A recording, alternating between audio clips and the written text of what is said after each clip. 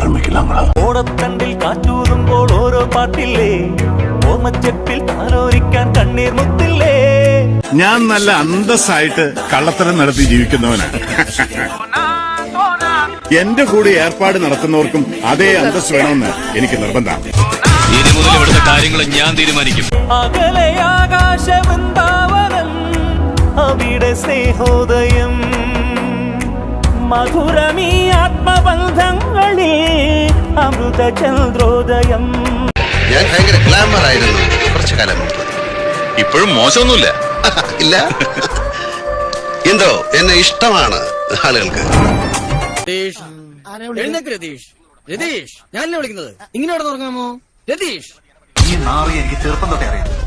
ഇവനെക്കാളും വലിയ വായി നോക്കി ഈ പഞ്ചായത്തിൽ വേറെ ഉണ്ടാവില്ല. ആരാ